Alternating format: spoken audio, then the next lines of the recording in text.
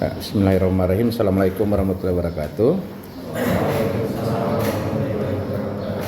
Jadi pada pertemuan minggu lalu kita sudah cerita tentang idealisasi struktur, sudah mengetahui gimana cerita kita mengidealisasi beban itu sendiri. Jadi kali ini kita akan masuk materi kita tentang menghitung reaksi peletakan dan seterusnya sampai gaya dalam. Kita sebelum masuk ke sana, ini ada yang sudah baca enggak yang materi ini? Ya, ada yang sudah baca? Yang saya kasih di grup. Siapa yang sudah baca angkat tangan? Belum baca? Ini bahaya kalau belum baca. Ini dikasih kalian file nggak dibaca. Nah, jadi ini beberapa jenis tumpuan yang yang kemarin kita sudah jelaskan bahwa tumpuan itu ada dasarnya cuma 3, roll, sendi, sama jepit. Nah, kemudian ada turunannya yang jepit tadi, turunannya adalah jepit roll. Jadi secara penggambarannya bisa kalian lihat di sini. Jadi ada peletakan yang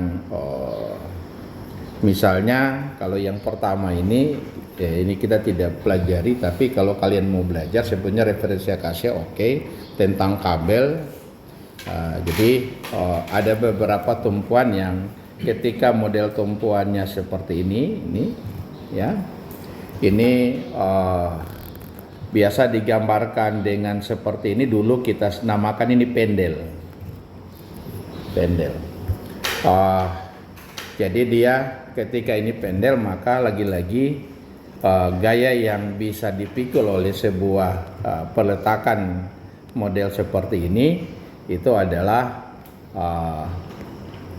hanya memikul sebuah gaya. Ini gaya yang sejajar atau berimpit ini dengan kita punya batang ini, dalam hal ini yang kita sebut dengan pendel, atau berupa misalnya kabel. Nah, sama kabel, kalau kita pahami kabel itu hanya menerima satu macam gaya, yaitu gaya yang aksial di kabel. Tapi perbedaan kabel dengan batang pendel itu adalah kalau kabel kita tekan akan tertekuk, tapi kalau kita tarik gitu. Nah, kalau sebuah batang yang kita anggap sebagai pendel itu dia bisa kita tarik, bisa tekan, bisa mampu memikul. Dia hanya mampu memikul gaya aksial. Ini mirip dengan peletakan yang roll seperti demikian, hanya mampu memikul sebuah gaya. Kemudian peletakan yang kita sebut ini peletakan yang sesungguhnya dia tidak ada peletakannya, tetapi cuma kita letakkan di atas begitu. Nah, sesungguhnya kalau kita letakkan di atas seperti ini, sepanjang bahwa ini tidak akan tergelincir, ya, sepanjang dianggap tidak tergelincir, selalu yang Anda perhatikan mungkin tidak digambarkan di sini, tapi harus dipahami bahwa lihat garis yang ini. Maka gaya yang bisa dipikul di sini hanya satu, tapi yang ini di mana gambar gaya itu tegak lurus terhadap bidang datarnya, ya, tegak lurus terhadap bidang datarnya. Sepanjang dia tidak akan bisa tergelincir, ya. Gitu. Makanya ini juga cuma satu buah gaya. Ketika sebuah batang kita tempatkan di itu. Kemudian kita lanjut ini supaya dipahami yang referensi yang ini. Kemudian berikutnya ada yang berupa pin, ya. Nah, peletakan berupa pin yang kedudukannya pinnya di sini, seperti ini pinnya, ya, seperti ini pinnya, ya. Tapi pin-pin yang seperti ini juga masih diasumsikan dengan hanya memikul satu buah gaya, yang dimana gaya itu adalah selalu perhatikan dengan baik, ketika ada begini maka selalu gaya itu adalah tegak lurus daripada yang ini, ya. Itu pin yang koneknya cuman seperti ini gini, koneknya begini. Itu pinnya. Nah, sesungguhnya walaupun demikian, kalau kita pahami bahwa ini juga boleh kita proyeksi ke dalam sumbu yang tegak lurus terhadap ini dan sejajar terhadap batang itu. Nah, kemudian yang kita murni pin itu ya buat perletakan ini pin, perletakan pin seperti ini atau engsel itu ya lagi-lagi dia bilang sebetulnya cuma satu buah gaya yang begini, tapi yang ini bisa diterjemahkan menjadi ini. Jadi makanya ini seperti demikian. Jadi maka dia dianggap mampu memikul dua buah gaya. Nah, kemudian selanjutnya bahwa yang berikutnya adalah kita punya peletakan yang kemarin kita sudah cerita tentang peletakan yang ini jepit. Nah, ini yang saya bilang jepit roll. Nah, kita pahami bahwa kalau gambar demikian kita pahami karena ada roll di sini berarti dia bisa bergerak ke bawah. Tapi karena di sini yang batang ini terjepit gini, ya. Lihat ini terjepit ya. Gitu. Ini digambarkan dengan garis begini, Ini digambarkan begini berarti ini terjepit. Maka sesungguhnya dia mampu menahan gaya ke arah horizontal di sini ke sini. Dia mampu menahan karena dia jepit mampu menahan momen, tapi ke bawah dia tidak boleh. Karena dia ada gambarnya roll, jadi dia bisa bergerak ke bawah. Itu yang saya bilang adalah peletakan yang turunan dari jepit yang dikenal dengan jepit roll, fixed connected collar. Jadi bisa dia mengalami pergeseran. Kemudian yang terakhir fix sempurna. Nah, ini berarti dia sudah punya maksimum 3 buah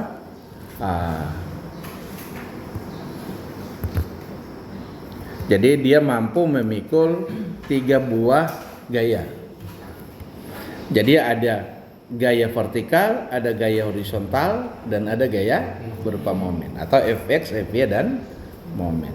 Yang kemarin saya sudah ceritakan bahwa kita pada cerita ini 1D. Saya sudah cerita 1D, 2D sudah cerita ya? Belum? Oh ya, nanti kita cerita. Nah, jadi sebelum kita masuk ke reaksi peletakan. Nah, apa artinya ini? Bahwa ketika kita punya peletakan roll cuma ada satu gaya yang bisa dia pikul. Ada peletakan kita punya sendi berarti ada 2, jepit ada 3.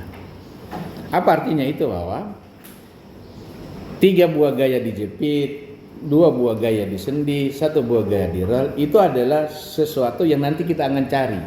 Berapa besar itu? Jadi maka kita sebut dengan itu gaya yang nanti kita tidak tahu. Nah, tujuan kita adalah dalam belajar analisa struktur itu, tujuan kita yang paling pertama adalah kita ingin tahu berapa reaksi di tumpuan itu, berapa reaksi peletakan. Karena logikanya ketika saya taruh benda di atas meja saya, meja ini, maka kita ingin tahu berapa besar yang dipikul oleh kaki-kaki meja ini. Atau kita berada di sini sedang kuliah, maka ingin dicari tahu berapa gaya yang nanti ditransfer akibat berat kita ke lantai ke balok-balok yang di samping. Tujuan kita itu yang kita cari tahu.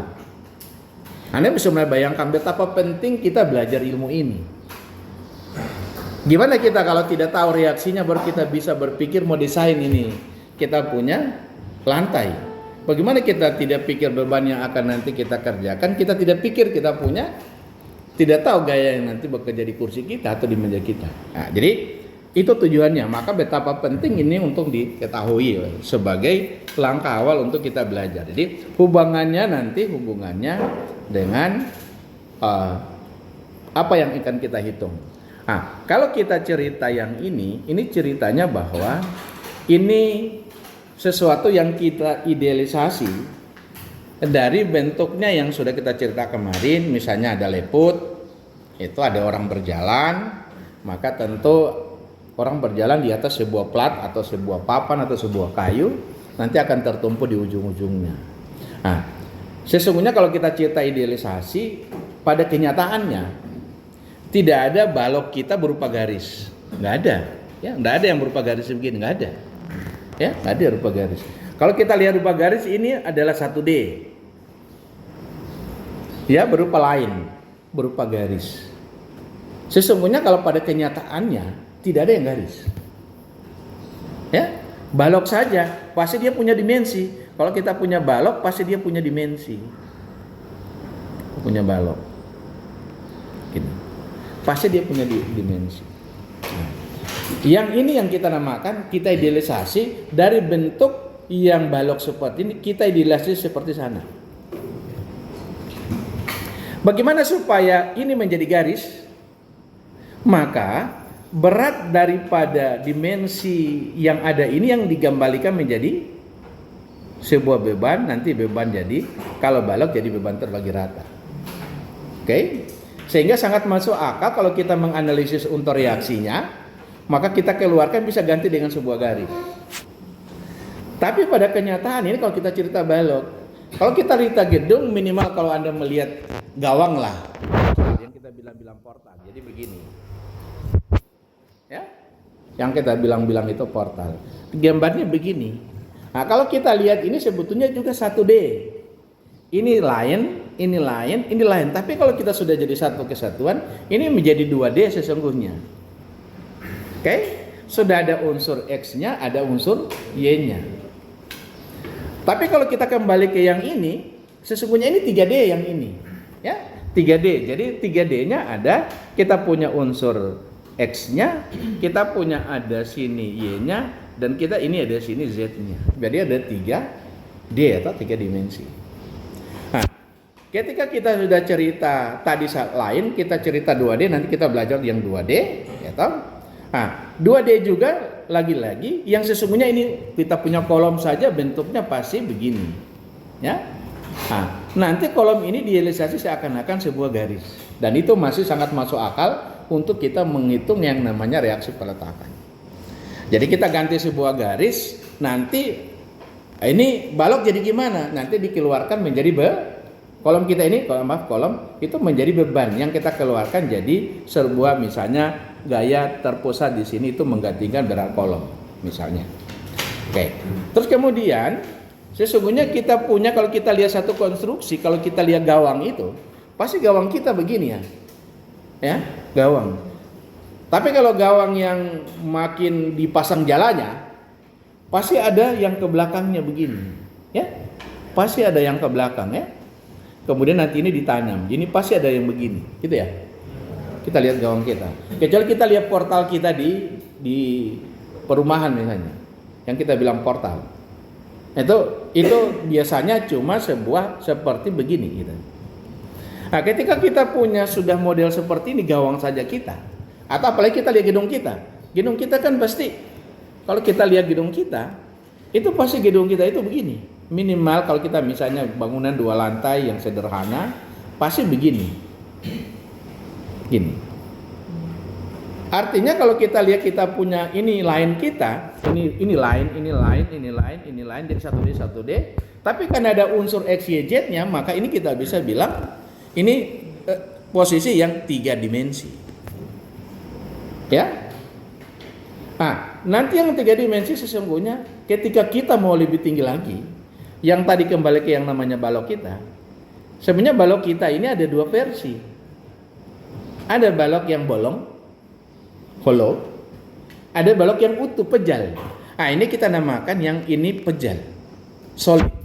Kalau kita bilang solid berarti dia sebuah balok yang utuh, bulat, tidak ada rongganya. Kita bilang pipa berarti ada rongganya.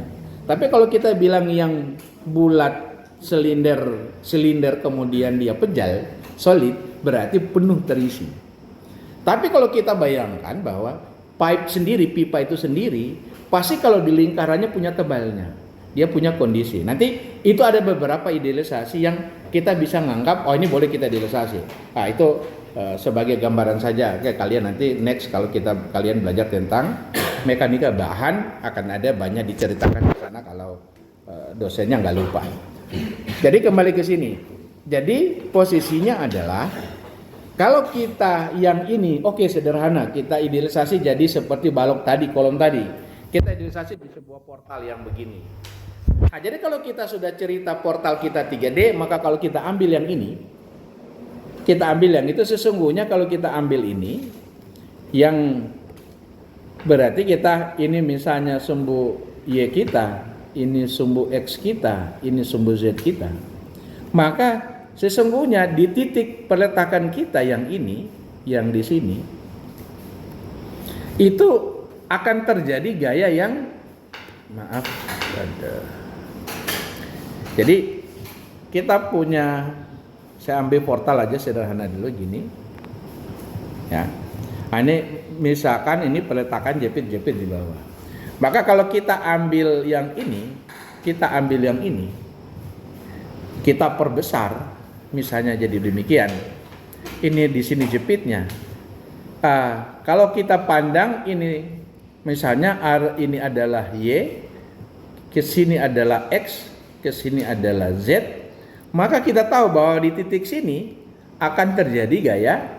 Ini adalah kita sebut dengan FY, ke sini kita sebut dengan FX, kemudian ke arah sini kita sebut dengan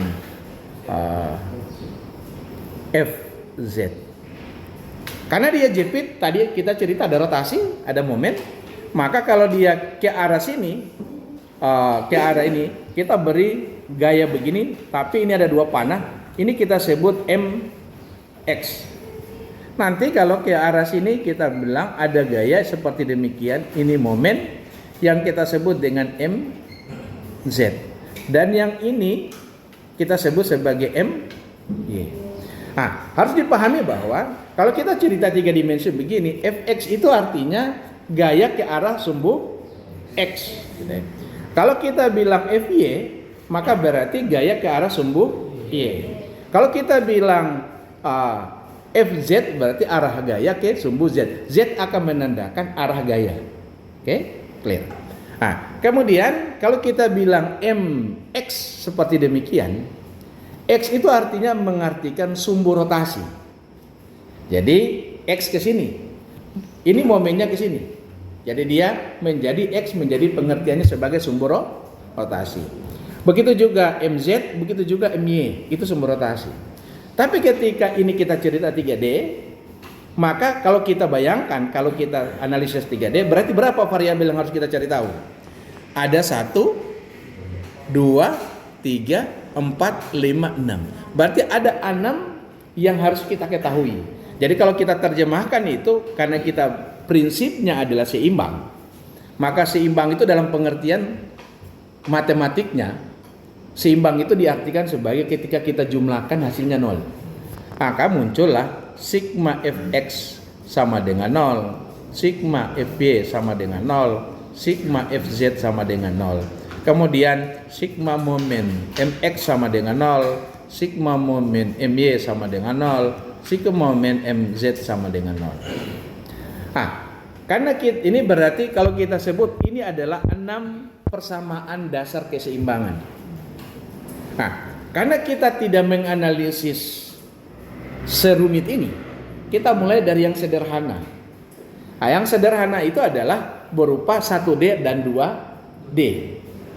Kalau kita masuk ke yang 1D, kalau kita cerita kita masuk ke yang 1D seperti demikian. Misalkan itu ada di sini kita punya sendi, di sini kita punya roll. Maka ketika kita punya sendi, punya roll, ini berarti ada 2 gaya, ini ada 1 buah gaya. Berarti kalau kita pahami lebih lagi, kita anggap misalnya struktur kita lagi cuman seperti demikian dan dia peletakannya jepit, berarti kita maaf ya. Jadi kita kembali lagi ke sini. Ini kita punya jepit. Ini kita punya sendi, ya, kita punya sendi. Jadi kalau kita ini gayanya ada 3, ini ada 3 juga, ya. Kita lihat yang tadi yang 3 dimensi ke yang 1 dimensi jepit demikian. Jadi kalau kita tulis ini menjadi Fy, sebut ini adalah Fx dan ini adalah M. Sesungguhnya ini yang Mz. Ya, karena kalau Anda bayangkan ada yang tegak lurus, kita punya layar ini tegak lurus, kemudian ada momen yang begini. Maka sesungguhnya momen yang ini sumbu putarnya adalah Z. Kalau kita mengartikan tadi yang 3 dimensi, yang kita artikan tadi 3 dimensi, ini adalah gitu. Ini momen, ini F terbalik, ini X, Fx. Kemudian ini adalah Fy, Tentu ke sini yang positif Fz. Nah, nanti momen yang ini Mz. Di mana ini pusat rotasi demikian. Ketika kita idealisasi dia menjadi 1D demikian, maka Mz berubah pengertiannya. Mz itu tidak lagi menjadi momen dengan pusat rotasi Z, tidak. Tapi Z menjadi pusat momen. Nah, jadi Z yang ini jadi pengertiannya adalah Z yang ini menjadi pusat momen. Nanti apa itu momen, kita akan masuk ke sana. Pusat momen itu berubah pengertian dari yang tadi. Yang ini adalah MZ, di mana Z adalah yang ini berupa pusat rotasi, atau maaf, bukan pusat, sumber rotasi. Dan ini berbeda, ada pusat momen. Boleh juga dibilang pusat rotasi, tapi saya ingin lebih menyebutkan sebagai pusat momen karena titik dia di sebuah titik, ya itu momen. Nah, kalau yang ini beda. Jadi ketika ini dia sepanjang itu pusat momen. Nah, nanti kalau kita menganalisis 3 dimensi, maka model seperti yang akan kita lakukan. Oke, kita sampingkan itu dulu. Maka kita masuk ke yang ini dulu, yang kita mau gini. Jadi yang kita belajar yang ini, lagi-lagi kita harus memahami simbolnya. Nanti kalau kita sebut FY, kita akan tambahkan, misalnya ini ada titik A, maka kita akan sebut FYA. Artinya apa? Gaya ke arah sumbu Y, di mana kejadiannya di titik A. Jadi subskrip kedua akan menyatakan bahwa gaya itu bekerja di titik A. Begitu kita sebutin FXA, maka berarti itu di titik A. Begitu juga di MZ, kita akan ganti namanya bukan MZ, tapi kita rubah menjadi MA. Artinya bahwa momen terjadi di titik A, di mana dengan A itu adalah pusat momen. Oke? Ya, sudah. Oke, kita masuk. Sekarang kita sudah ada reaksi peletakan kita. Kita tahu kalau jepit ada Fx, ada Fy, dan ada M momen. Apa itu momen? Ada yang tahu apa itu momen? Gaya kali jarak. Tapi pertanyaannya jarak yang mana? Oke. Jadi kalau kalian harus pahami bahwa apa itu momen? Momen, benar momen definisinya adalah, kita masuk ke sini ya. Jadi ini contoh langsung di sini supaya Anda bisa baca kembali. Ini reaksi-reaksinya sudah bisa dilihat. Oke. Sebelum kita ke sana, kita masuk dulu konsep yang penting kita pahami. Kita cerita stabil dan labil. Artinya kalau kita belajar di analisa struktur, kita belajar tentang engineer, maka yang paling pertama di engineer itu adalah barang itu harus stabil yang kita desain. Tidak boleh labil. Nah, pengertian stabil itu ada tingkatnya. Stabil yang dalam pengertian stabil berdasarkan keseimbangan. Ada stabil yang tingkat tinggi bukan berdasarkan pada syarat keseimbangan. Nah, kita masuk pada yang sekarang ini, yang kalian ada pelajari adalah masih sebatas stabil berdasarkan keseimbangan. Oke? Belum pada pengertian stabil yang lebih tinggi. Nah, kalau kita stabil lebih tinggi, itu sudah tidak cerita cuma sebatas keseimbangan. Oke. Nah, sekarang kalau kita cerita stabil secara keseimbangan, artinya apa? Stabil itu kalau kita tidak kemana-mana. Kalau diartikan dengan keseimbangan berarti prinsip tadi yang kita sigma gaya sama dengan 0. Kalau semua gaya yang terjadi pada satu benda kita jumlahkan sama dengan 0, maka berarti seimbang. Oke? Nah, kalau dia seimbang, maka berarti aman gitu ya. Ketika di dalam sebuah material, sebuah benda kita terjadi gaya yang tidak sama dengan 0. Misalnya, kita punya meja. Beban meja ini hanya mampu memikul 100 kilo. Tapi kita bebani dengan beban 1 ton. Maka meja kita tidak mampu pikul. Artinya bahwa akan terjadi kondisi yang tidak stabil karena bebannya terlalu besar. Sedangkan kemampuan pikulnya adalah cuma 100, beban bekerja 200.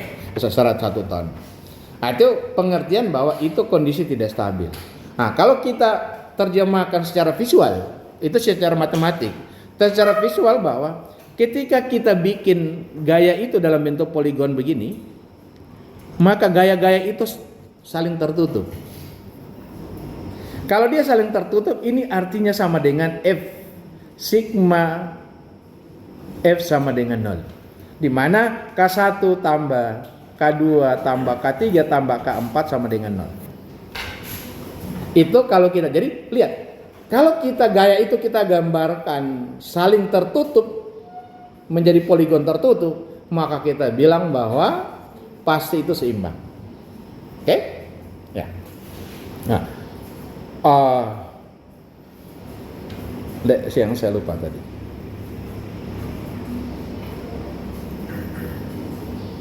Oke, kita lanjut dulu. Nah, jadi posisi adalah kalau kita cerita tentang stabil, pengertiannya seperti demikian, paling sederhana. Atau kalau kita rubah dalam bentuk matematis, itu adalah sigma gaya sama dengan 0.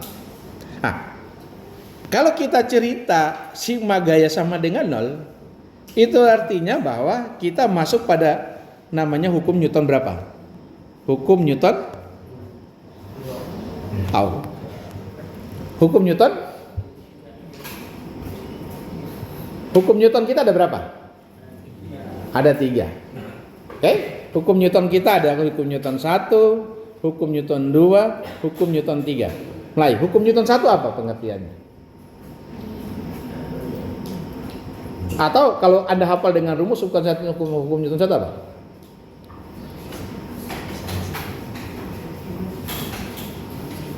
Hukum Newton 1 adalah sigma gaya sama dengan 0.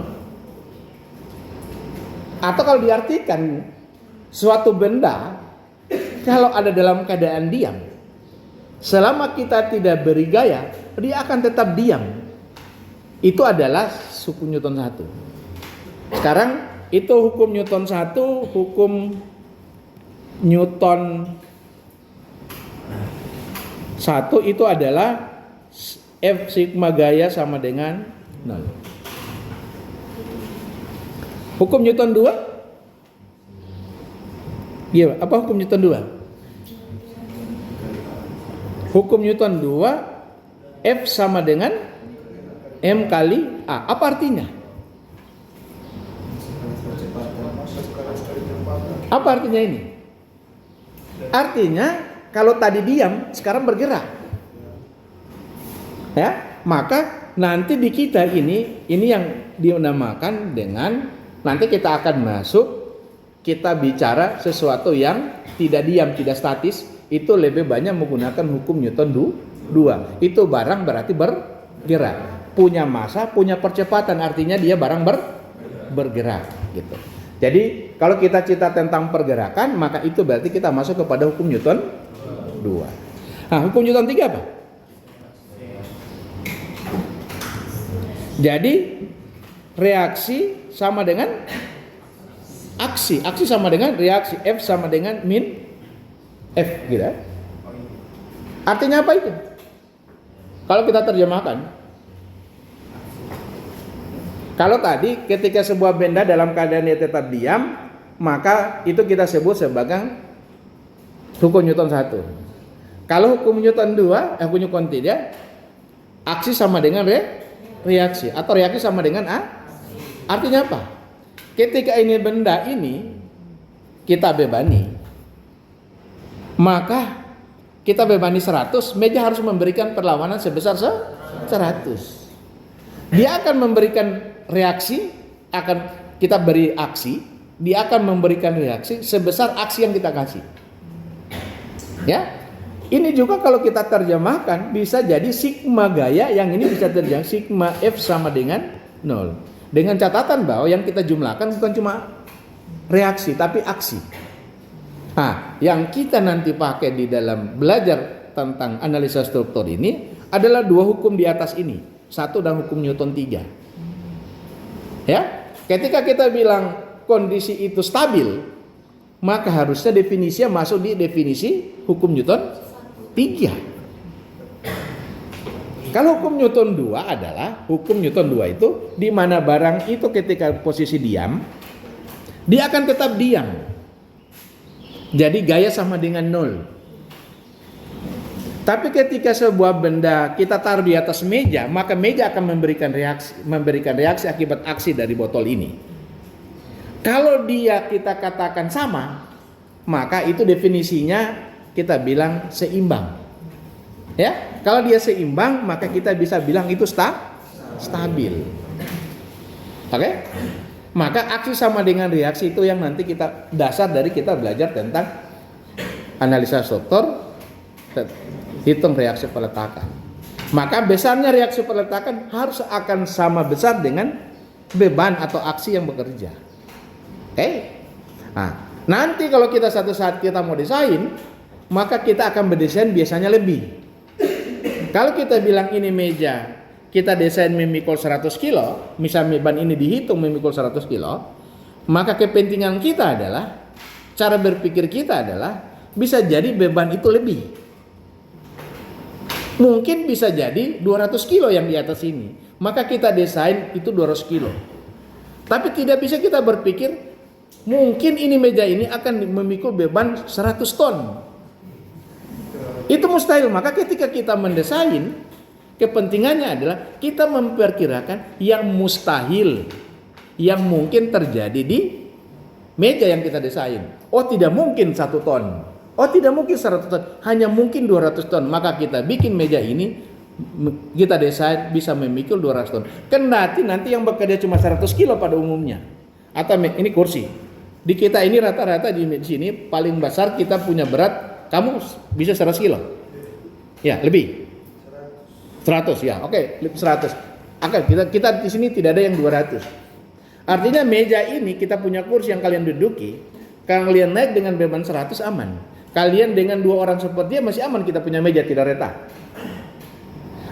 Tapi kalau kita cerita yang tadi hukum Newton 3, ketika kita bebani 100 berarti meja kita, kursi kita akan memberikan reaksi sebesar 100 pasti. Aman. Kita berikan 200 karena ini masih mampu, dia akan memberikan 200. Sebatas itu, kepentingan kita mulai bayangkan berapa pentingnya ilmu ini. Jadi kita pakai hukum Newton 3, artinya bahwa kalau kita pikirkan meja ini atau kursi itu memikul beban 200 kilo, maka berarti kita akan mendapatkan reaksi di meja kita 200 kilo. Baru kita desain, tentu kita mendesain meja kita dengan kemampuan misalnya, mungkin lebih sedikit, berarti kita desain dengan 250 kilo. Anda bisa bayangkan, kalau Anda tidak tahu berapa yang bekerja di meja, kemudian Anda desain, apa yang jadi? Nggak tahu. Serba tidak tahu. Ya, serba tidak tahu. Anda mulai pikir, betapa penting ilmu ini. Anda bisa bayangkan kalau Anda tidak belajar ilmu ini, apa yang bisa dilakukan sebagai orang sarjana teknik sipil? Nggak ada. Hampa. Hampa. Maka ilmu ini adalah menjadi sangat penting untuk dipahami, untuk dipelajari.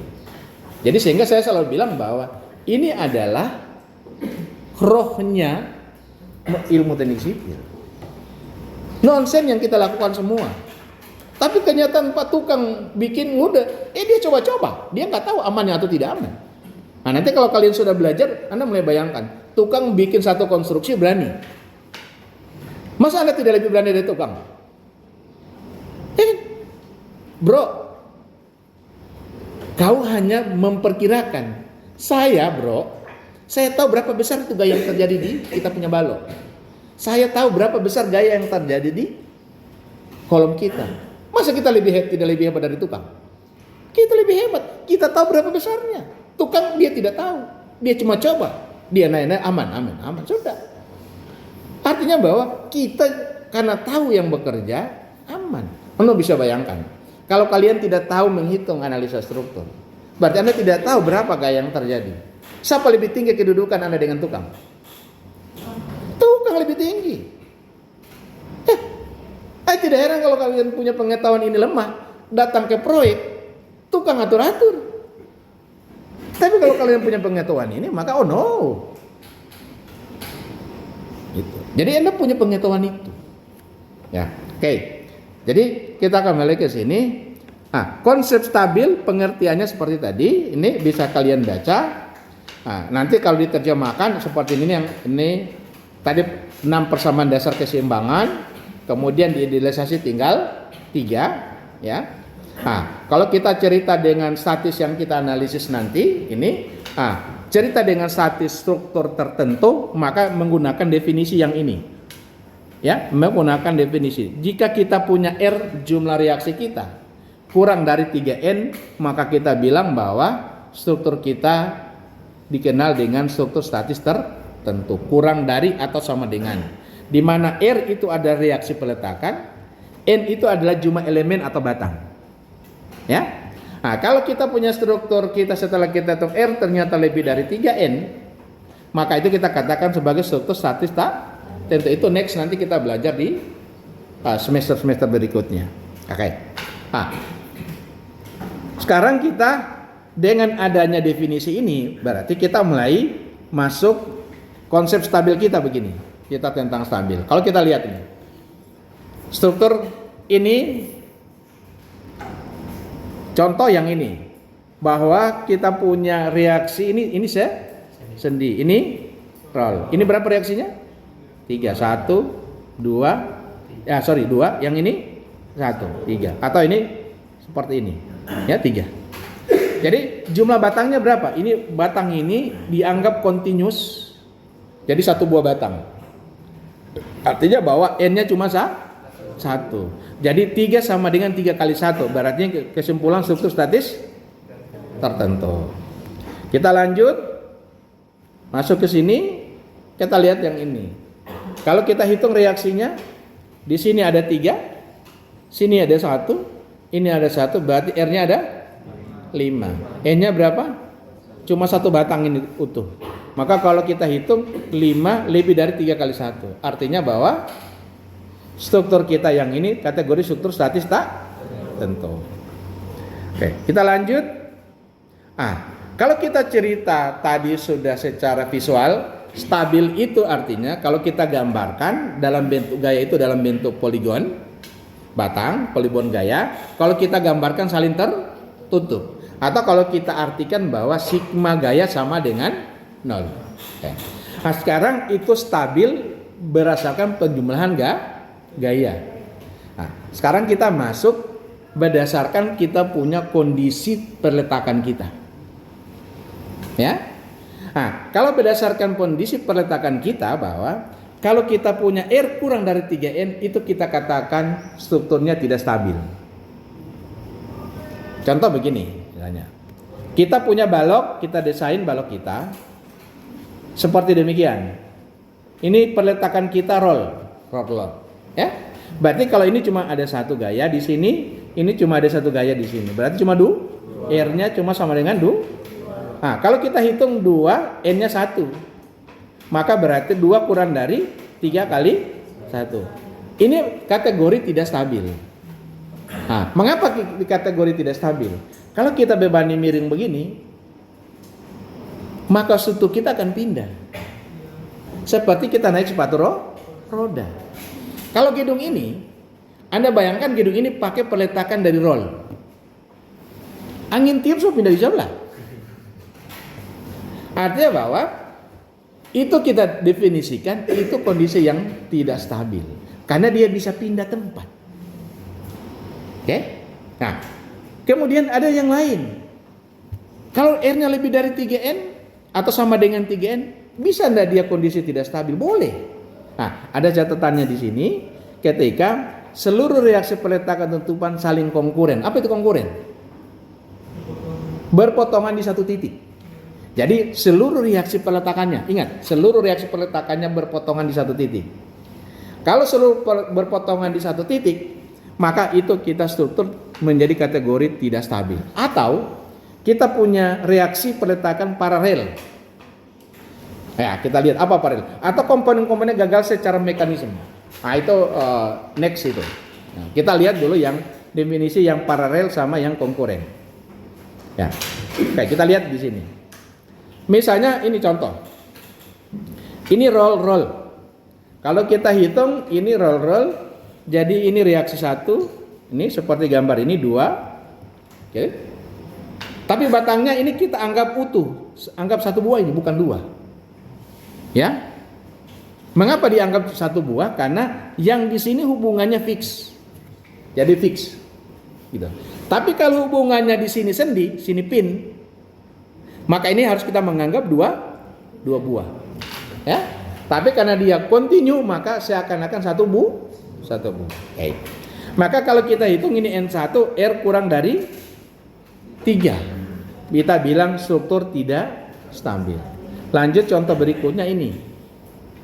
Kalau kita rubah strukturnya yang tadi roll kita rubah jadi jepit, jadi sendi, maka ini berarti reaksi ada 3, ini ada 3, 1, ini 3, 1, 2, 3. Maka kita punya R sama dengan 3 di mana N1, maka berarti 3 sama dengan 3 kali 1. Ini kita katakan struktur kita kategori stabil. Ya, stabil. Karena posisinya demikian. Sekarang kita lihat yang kondisi yang berikutnya yang tidak stabil. Kita lihat ini. Roll semua ada 3 peletakan. Jadi kalau kita hitung reaksinya 1, 2, reaksi peletakan 3. Jadi kita punya R sama dengan 3. Kita punya batang cuma 1. Jadi 3 itu sama dengan 3 kali 1. Tapi struktur ini kategorinya tidak stabil. Karena apa? Reaksi peletakan ini kalau kita teruskan garis kerja gayanya, yang di sini kita teruskan, ini kita teruskan ketemu di satu titik. Dibilang bahwa akan tidak stabil bila sekalipun R-nya lebih dari atau sama dengan 3, sama dengan 3 kali N. Maka dia tidak stabil ketika seluruh reaksinya konkuren. Gitu. Artinya apa? Kalau ini saling konkuren tiba-tiba ada gaya ini, maka ini tidak mampu memikul. Sehingga ini dikategorikan kondisinya tidak stabil. Jadi struktur dikatakan tidak stabil karena ketiga reaksi peletakan konkuren di titik O. Ini konkuren di titik O. Terus berikutnya yang lain adalah ketika strukturnya kita begini. Ini juga masih kategori 3. Ya, ini 1, 2, 3. Tetapi ini struktur ini peletakan ini namanya ini paralel, peletakannya reaksinya paralel. Oke? Anda bayangkan, ini kan bayangan seperti sepatu roda. Kalau kita dorong ke sini, ini kan pindah.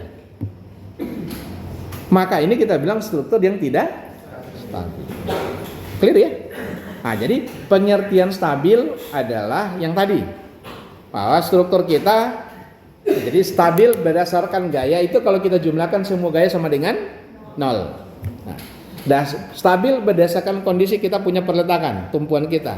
Maka kalau dia tumpuan kita kurang, R-nya kurang dari 3 kali N, kalau kurang, sudah dipastikan dia unstabil, tidak stabil. Tapi kalau kita punya R sama dengan 3 atau lebih, bisa juga dia tidak stabil. Oke? Kalau konkuren reaksinya, semua reaksinya konkuren atau paralel atau gagal secara mekanisme. Jadi kapan yang stabil? Yang stabil itu jika kita punya R 3 atau lebih dari 3 kali N dengan catatan tidak ada yang konkuren reaksinya, tidak ada yang paralel reaksinya, dan tidak gagal secara mekanisme. Nanti secara mekanisme itu nanti kita next belajar. Misalnya secara itu saat Anda punya portal begini. Ini Anda bikin ini sendi semua. Maka Anda bayangkan kalau kita dorong maka bisa jadi begini. Berubah bentuknya. Jadi secara mekanisme saja dia sudah gagal. Jadi sudah akan berubah bentuk. Bagaimana supaya tidak berubah bentuk? Saya mau tetap sendi. Kalau saya tambah 1 batang ke sini, maka ini tidak akan berubah bentuk. Next nanti kita belajar di rangka batang. Oke.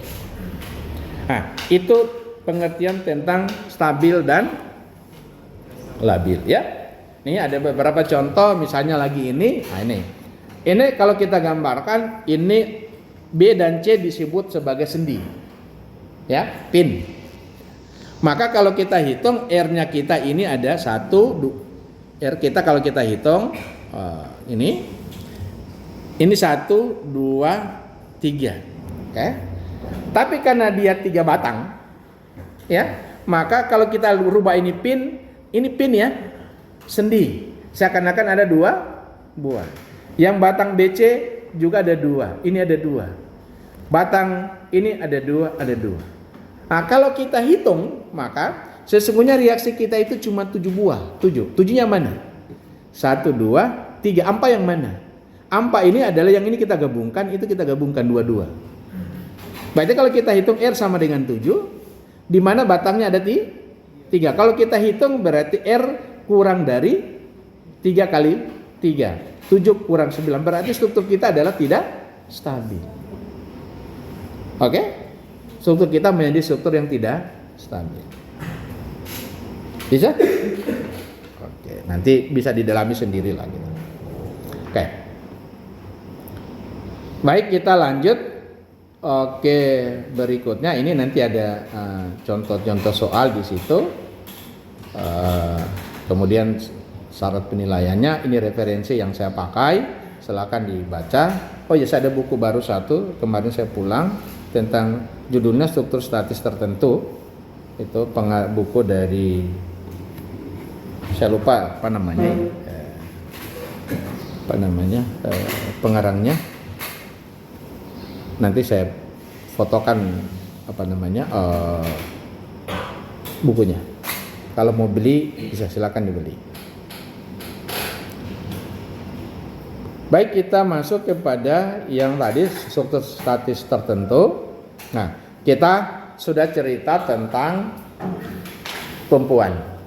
Nah, sekarang kita masuk ke gaya. Gaya itu sesungguhnya dalam ilmu teknik sipil kita membagi sebenarnya ada 3. Jadi 3 itu adalah gaya normal, itu atau dibilang aksial. Ada gaya lintang atau dibilang juga gaya geser, ada momen, dan satunya lagi ada torsi.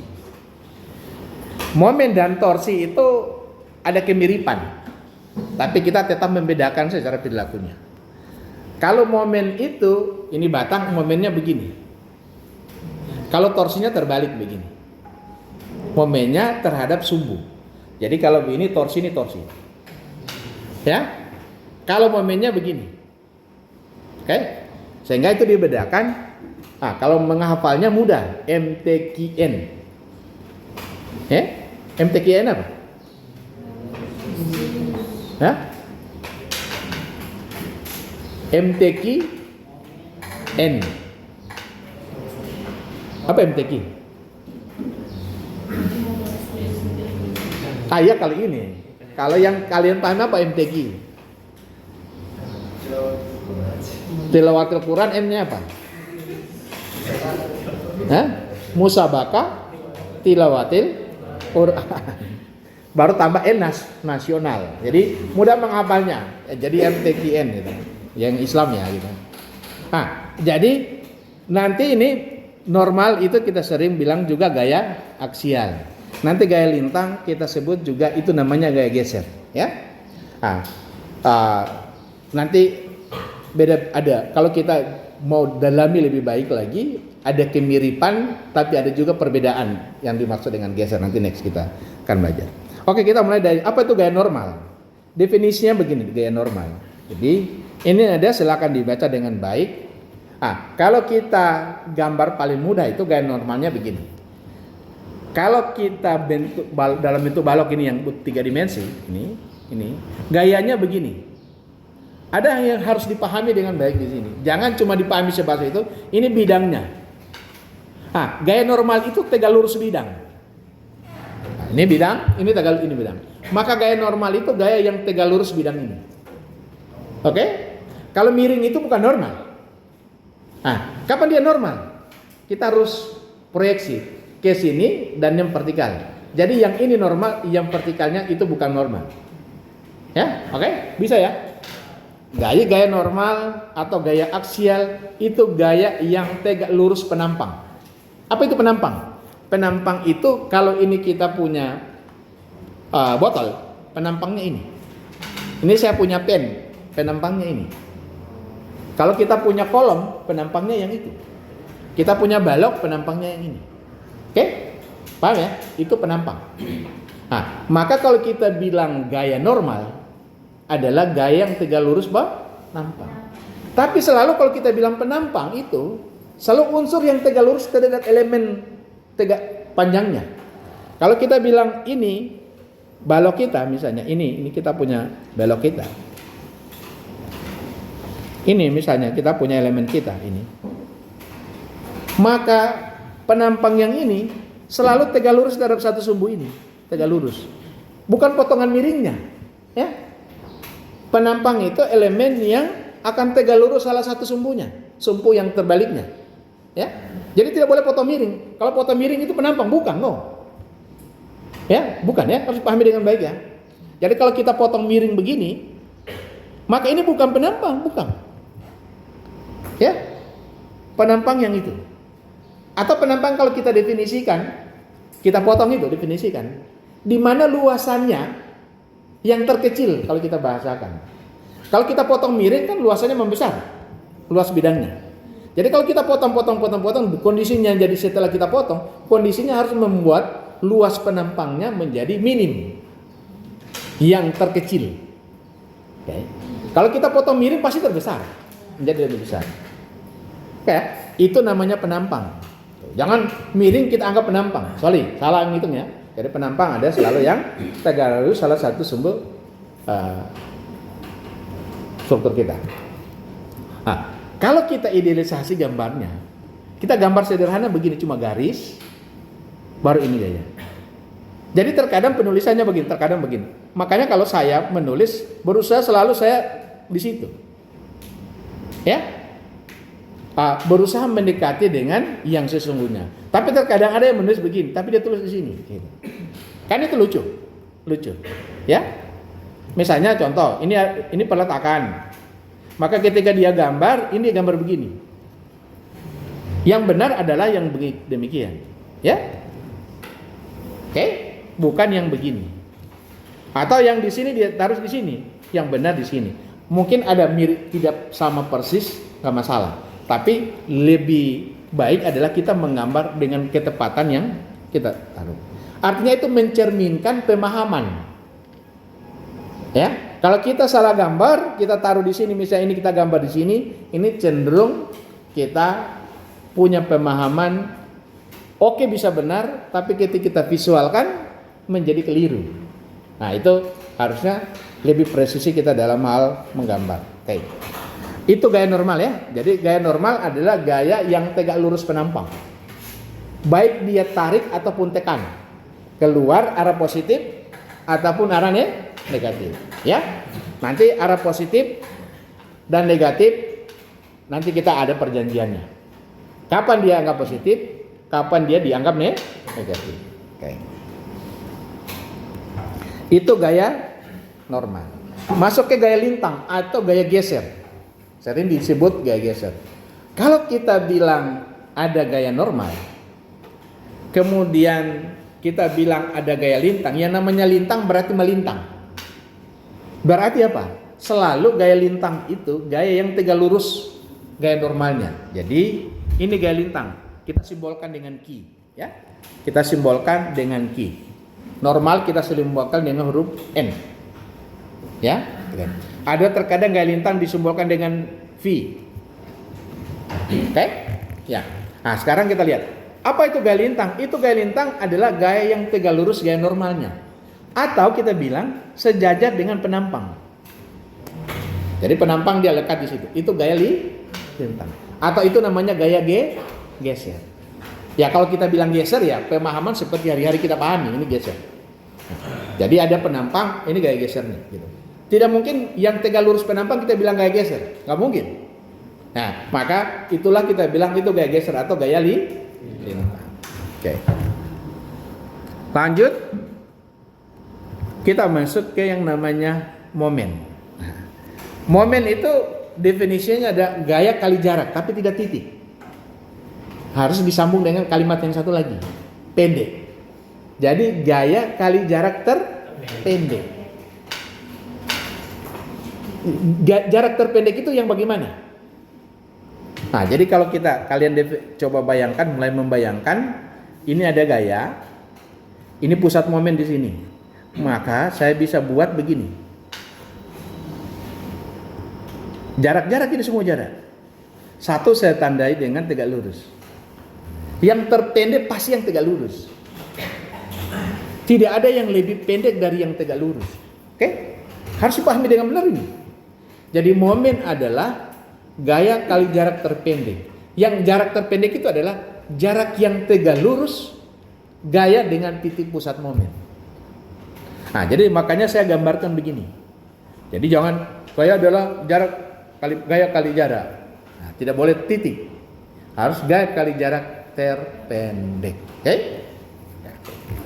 Maka nanti kalau kita bilang begini, seperti demikian, kita idealisasi bentuknya yang ini kita rubah ke bentuk tulisannya seperti ini, sehingga akan ada simbol sepertinya begini, simbol rotasi berputar.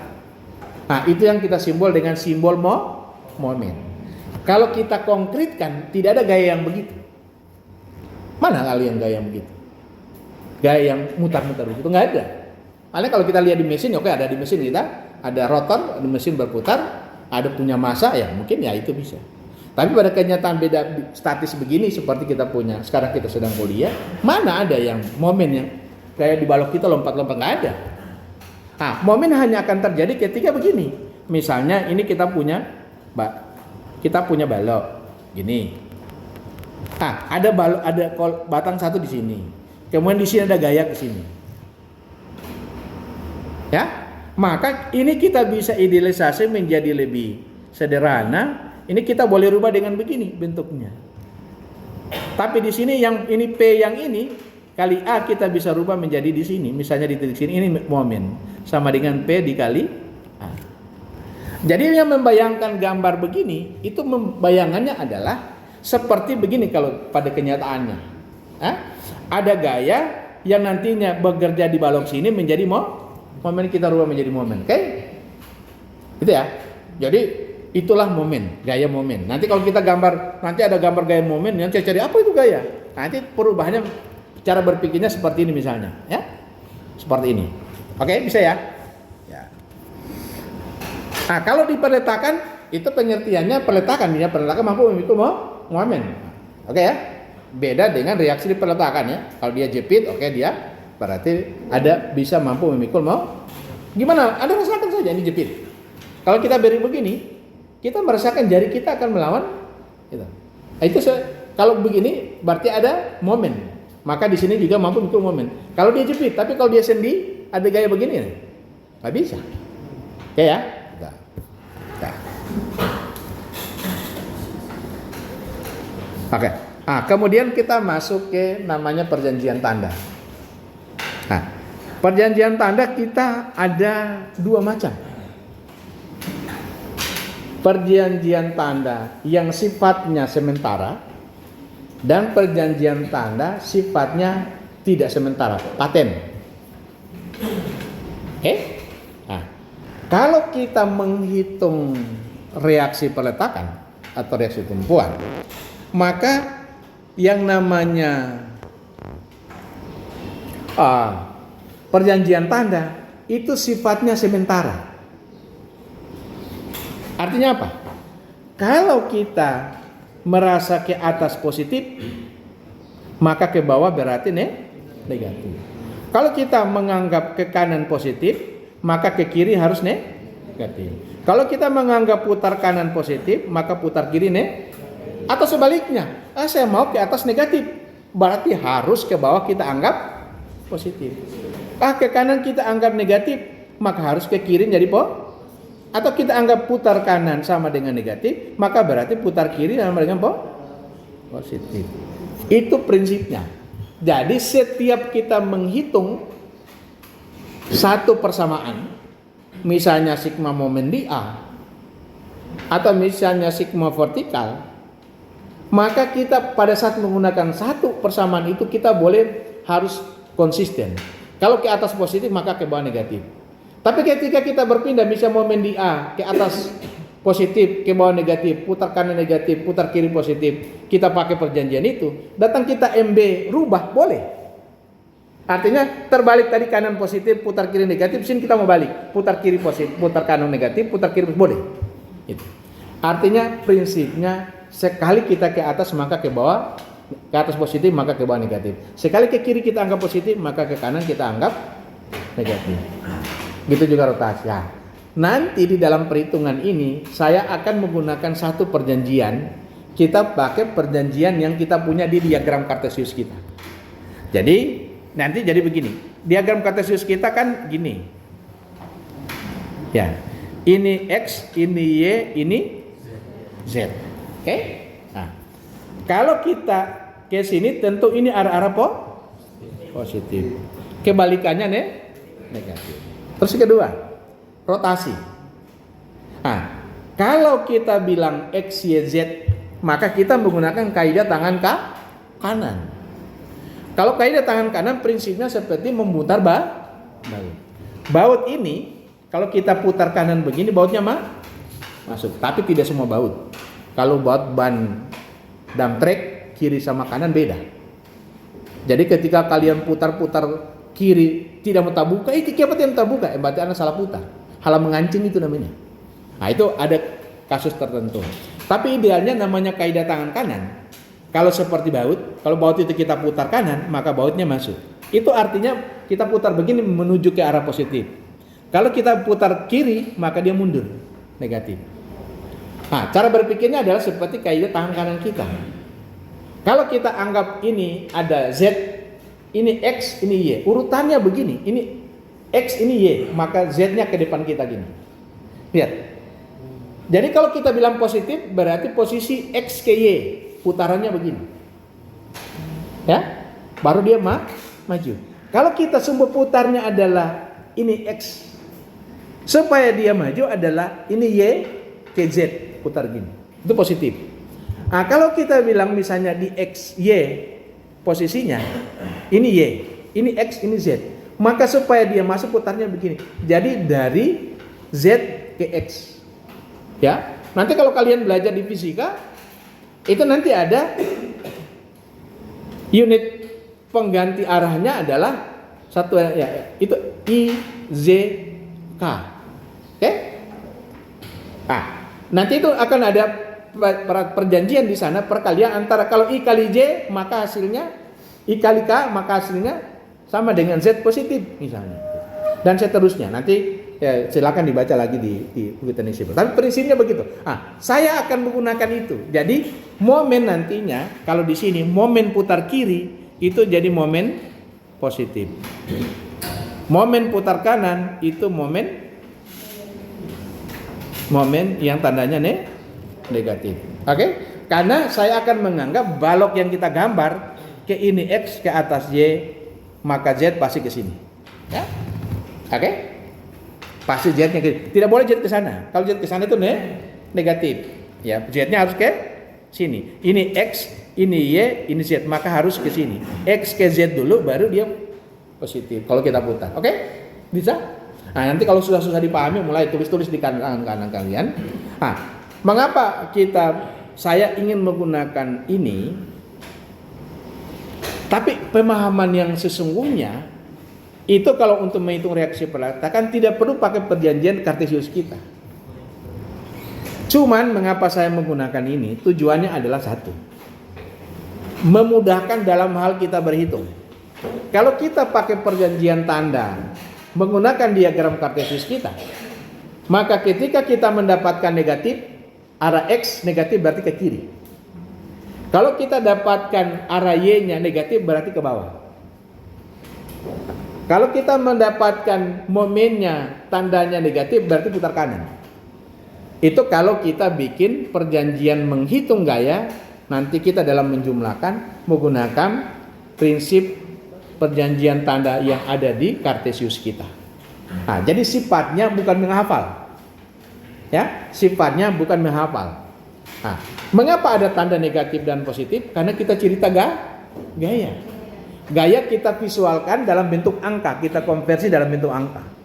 Tapi kalau gaya itu kita visualkan dalam simbol, misalnya panah, maka tidak perlu ada tanda. Ya, tidak perlu ada tanda. Kalau kita panah ke kiri, tidak perlu tanda negatif. Kita ke kanan, tidak perlu tanda negatif.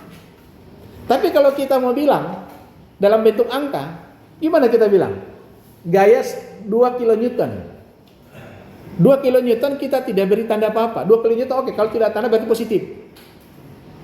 Kalau kita bilang Fx sama dengan 20 kilonewton, harus kita membayangkan bahwa 20 kilonewton kalau kita menggunakan perjanjian tanda kartesius, maka berarti itu arahnya ke kanan, ke sumbu X positif. Tapi kalau kita mau filosofi pemahamannya bahwa berarti kalau dia tandanya positif, itu berarti tanda yang sesuai dengan yang kita misalkan. Nanti kita akan cerita. Oke? Paham ya? Oke. Nah, nanti ada perjanjian yang tidak boleh tadi, tidak boleh berubah. Nah, nanti kalau kita sudah masuk menghitung gaya-gaya dalam, maka perjanjiannya adalah sudah menjadi kesepakatan tidak boleh dirubah. Tidak boleh seenak kita. Gitu. Ya, tidak boleh menjadi seenak kita. Tapi kalau kita menghitung reaksi peletakan, boleh seenak kita. Ya, oh saya nak mau itu perjanjian kartesius, silakan. Bagaimana mudahnya di kalian. Nah, tapi untuk aljabar memudahkan berhitung, maka saya akan menggunakan pemahaman pakai diagram kartesius kita. Kayak Jod. Ini contoh bahwa sekali kita menganggap negatif ke kiri. Nah, nanti dalam hal kepentingan berhitung, ini saya taruh. Saya sengaja menggambarkan dari begini. Anda perhatikan dengan baik, khusus momen. Ya. Ini contoh, kebalikannya boleh. Nah, sekarang kita nanti meninjau. Nanti kita akan meninjau dalam hal perjanjian tanda ini. Kita pakai kedua kaidah, kedua tangan kanan kita, kita menggunakan kaidah kedua tanda tangan Anda gini. Ya. Mulai kita cara memahaminya begini. Kita punya selalu kalau ini ke atas positif berarti ke bawah negatif. Kalau kita punya momen ke kiri ini positif, maka ke sini harus negatif. Oke? Nah, nanti kalau kita sudah masuk ke gaya-gaya dalam, itu kita akan bikin perjanjian yang mudah untuk Anda hafal. Ya, gitu. Kita masuk kepada lanjut. Ini maternang.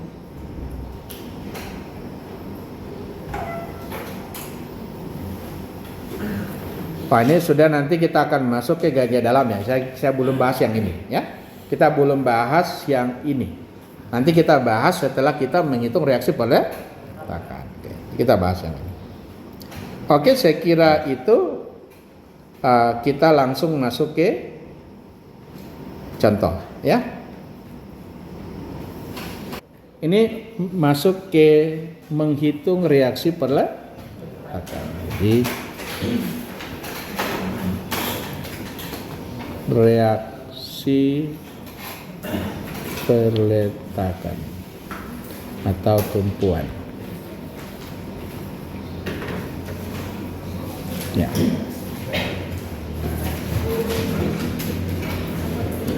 Nah, kita lihat ya. Kita ambil dari yang paling sederhana dulu. Jadi ini ada beban P di sini. Beban P sengaja saya bikin punya jarak. Nanti ini saya hanya pengantar saja, tidak banyak, hanya beberapa contoh. Karena kita punya materi cukup banyak, nanti saya berusaha pakai jembatan keledainya untuk memudahkan. Baru kemudian kita akan lanjut ke yang masuk jadi yang kita akan pelajari di mata kuliah ini, ya. Jadi cuma pengantar, terus kemudian nanti latihannya ada takdir di sini yang insya Allah kalau struktur begini dia bisa jelaskan dengan baik ke kalian. Nanti kalian bentuk kelompok belajar untuk membahas soal-soal mempermantap pemahaman tentang ini. Nanti kalau kita masuk tentang balok seperti ini, nanti kalau kita masuk ke materi kita yaitu tentang Gerber, itu sebetulnya kita nanti cuma menggabung-gabungkan yang kita sudah pelajari di fisika untuk teknik sipil. Oke, kita ke sini dulu. Jadi saya hanya ulangi. Jadi ini misalnya jarak ini adalah A, kita sebut ini B. Jadi kalau kita lakukan A kita tambah B, sebutlah dia L. Nah, lagi-lagi yang pertama adalah kita harus menentukan bahwa ini sendi berarti dua buah gaya. Nah, gaya yang saya taruh ini sebetulnya bahasa sesungguhnya adalah bahasa gaya yang kita misalkan arahnya ke atas. Ya, ini saya misalkan ke kanan. Banyak dalam video-video tidak ditaruh gaya begini, langsung hitung. Oke? Banyak dalam video-video tidak ditaruh demikian langsung dihitung, itu juga tidak salah. Karena dia menggunakan prinsip penjumlahan yang dia pakai, dia menggunakan prinsip diagram Kartesius, di mana ke atas positif, ke kanan negatif. Jadi positif dan negatif dalam hayalannya dia. Oke? Atau dia tetap taruh tapi arah yang dia taruh ini ke atas positif, ini ke kanan positif, ini ke sini positif. Oke? Nah, sebetulnya ini barang yang tidak baik kalau kita pahami begitu. Nah, saya kalau kalian nonton video saya selalu bilang bahwa ini arah yang kita misalkan. Misalkan ini ke atas dan kita sebut misalnya ini titik A, ini titik B, sini titik C, maka kita sebut bahwa yang ini kita sebut dengan namanya F Y A. Ini saya sebut F X A. Ini saya sebut F Y B. Oke? Nah, jadi kita bikin semua ke arah positif. Sesungguhnya bahwa boleh enggak kita balik? Boleh. Dan kalau kita balik itu sebetulnya ini akan membentuk pemahaman yang lebih mantap. Jadi yang penting itu kalian harus ingat bahwa ini kecil sederhana. Tapi kalian harus pahami dengan baik tentang kalau Anda ngerti dengan baik. Jadi sifatnya tidak menghafal. Ya. Sifatnya tidak jadi posisi pemahaman. Nanti kita perlihatkan. Nanti ini saya coba, saya lakukan ini arahnya saya balik. Ini saya balik ke bawah. Oke? Apa boleh? Boleh.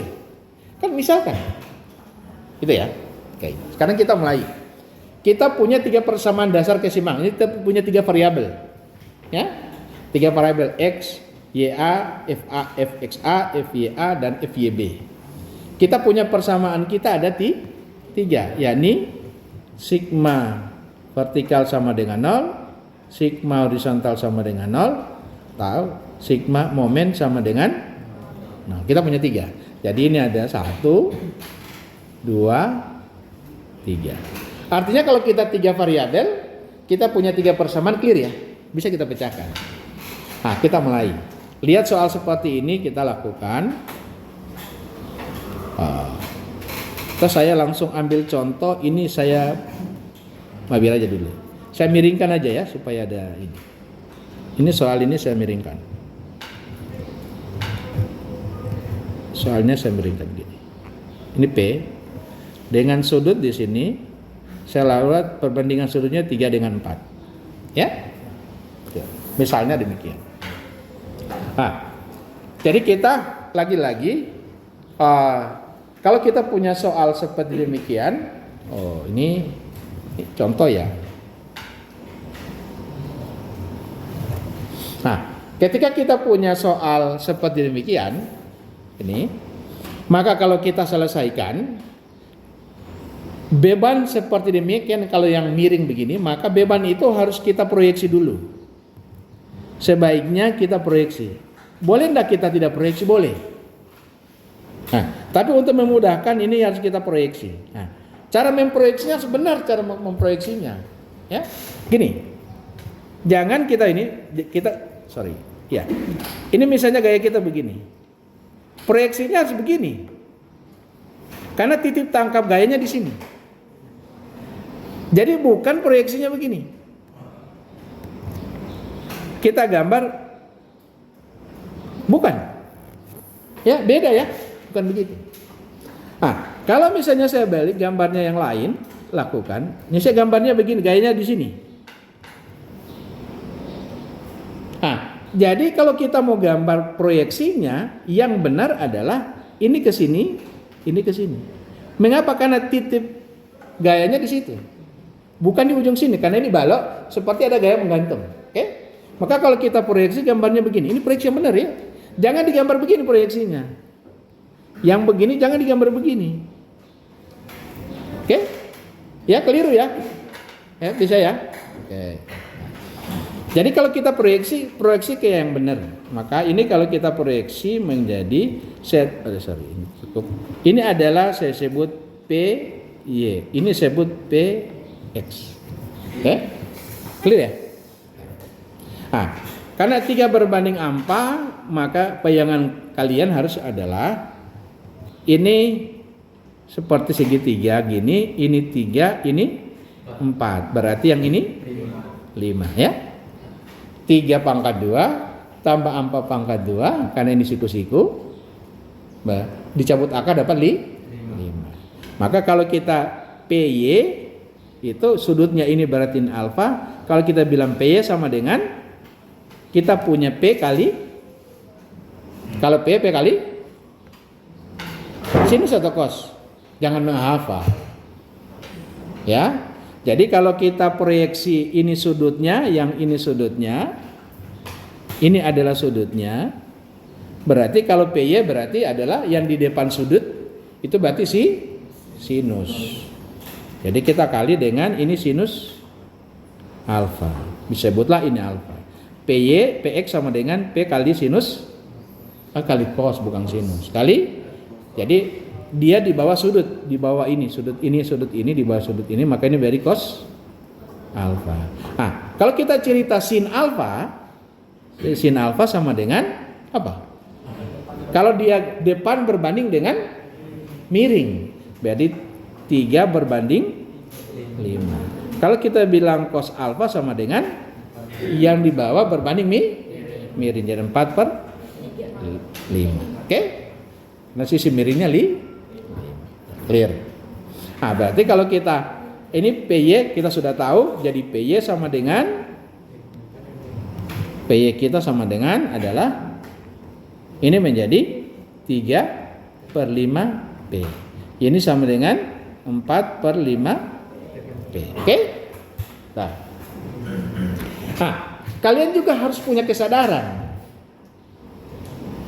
Kalau 3 berbanding 5, 3 berbanding 4, berarti lebih miring atau lebih tegak?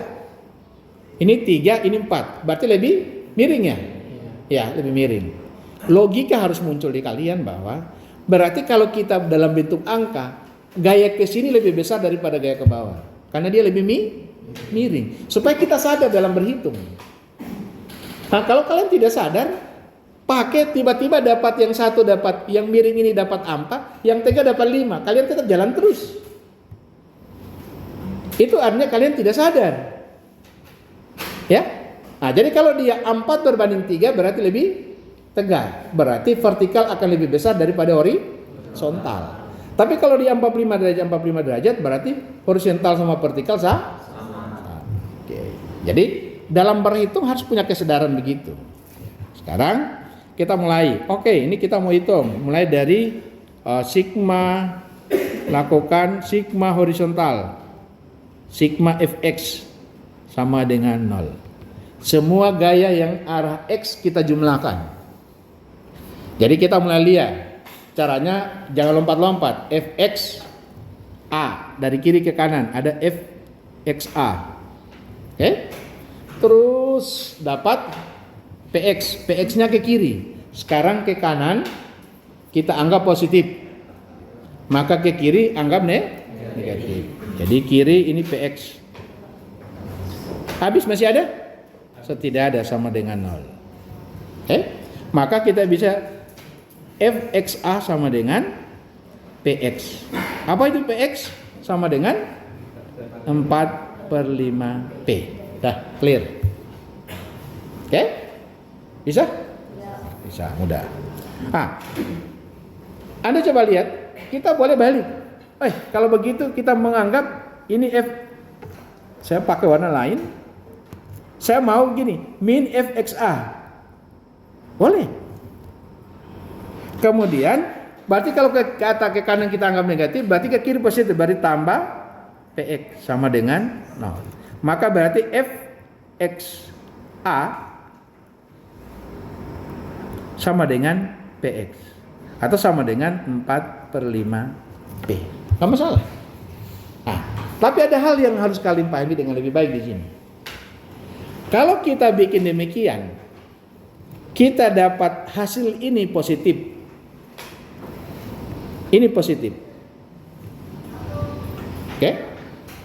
Itu pengertiannya bahwa arah yang kita misalkan ini sudah benar. Oke? Berarti bahwa reaksi Fxa itu ke kanan arahnya. Oke? Kalau kita dapat ini negatif, berarti arah yang kita dapati itu keliru, harusnya ke kiri. Sehingga mengapa saya selalu paksa kalian bahwa kalau menghitung misalkan dulu arahnya. Jadi tidak boleh tidak ada ini, tiba-tiba kalian bikin ini. Banyak contoh di mana di YouTube tidak ada pemisalan ini langsung ini. Itu juga tidak salah. Karena dia memisalkan pakai perjanjian tanda yang digunakan Kartesius kita. Ketika kita dapat positif berarti bayangannya gayanya ke kanan. Kalau dapat negatif berarti gayanya ke kiri. Gitu. Itu kalau kita pakai, itu sifatnya apa? Kita menghafal. Itu sifatnya kita hanya menghafal. Menghafal itu tidak baik. Mari kita kalau memahami tadi. Kalau kita misalkan ke kanan, dapat positif berarti arah kita misalkan sudah benar. Itu pemahaman lebih dalam. Itu pemahamannya jauh lebih baik. Jadi lebih mengerti secara fisik. Bukan cuma membayangkan negatif ke kiri, positif ke kanan. Bukan begitu. Jadi sehingga saya selalu ingin bilang demikian. Dan kalau demikian maka ketika kita punya positif berarti kesimpulannya bahwa arah yang kita itu adalah positif, ini menjadi sama dengan ini, sama arahnya. Oke? Berarti dia ke kanan. Kalau kita pakai perjanjian tanda Kartesius maka tidak usah kita pakai, tapi berarti bahwa kalau dapat positif berarti dia pasti ke kanan. Oke. Kita lanjut. Sudah Fx sudah kita lakukan. Kita mau sigma vertikal. Kita sigma vertikal. Sigma vertikal kita lakukan berarti kita lakukan sigma Fy sama dengan 0. Oke, kita lihat ada Vya. Ya, kita misalkan ke atas. Ya, kita misalkan berarti ke atas positif. Kita anggap positif ya. Jadi Fya. Terus kita lagi, jangan lompat-lompat, kita ke kanan pelan-pelan. Dapat Py ke bawah. Kalau ke atas kita anggap positif, berarti ke bawah harus negatif. Berarti min Py. Kemudian kita lagi terus ke kanan. Ada Fyb ke bawah. Berarti negatif. Fyb. Habis itu tidak ada sama dengan 0. Anda mulai hitung. Kita punya, berarti kalau kita yang variabel kita Fya dan Fyb. Jadi Fya kurang Fyb sama dengan Py. Oke? Ya. Kalau demikian ini kan tidak bisa selesai. Tidak bisa selesai. Karena kita tidak tahu Fya, kita tidak tahu Fyb. Artinya ini hanya kita menemukan sebuah persamaan baru. Oke. Sekarang kalau kita lakukan berikutnya sigma momen. Mau momen di mana? Kita bisa boleh momen di ini titik C misalnya, ini titik C. Kita boleh momen di C. Kita boleh momen di A, kita boleh momen di B, kita boleh momen di titik yang baru kita bentuk. Misalnya kita taruh di sini titiknya. Kita taruh di sini, titik D di sini, boleh. Atau kita bikin titik Q di sini, boleh. Ya. Yang penting titik-titik yang kita taruh, kita beri jarak. Ini jarak berapa, dari sini ke sini berapa. Harus kita tahu jaraknya. Jadi momen itu terserah di mana saja kita maunya kita. Oke? Tidak ada masalah. Hasilnya pasti akan sama. Oke. Nah, sekarang kita mau lihat. Karena kita menghitung, kita pintar-pintar. Anda bayangkan, kalau kita bikin momen di C, berarti kita punya PY dan kita punya PX, dia tidak punya jarak terhadap titik, tidak punya lengan momen terhadap titik C. Jadi tidak ada lengan momennya. Berarti kalau tidak ada lengan momen berarti 0. PY kali 0, itu 0. PX kali 0 berarti 0. Tetapi kita punya FYB yang punya lengan momen terhadap titik C. Berarti kita bayangan akan muncul variabel FYA. Kalau kita yang sebelah kanan FYB punya jarak ke titik C, punya lengan momen, berarti juga itu tidak 0. Kalau kita masuk FXA punya jarak ke titik A nanti tidak, punya lengan momen tidak? FYXA punya lengan momen tidak?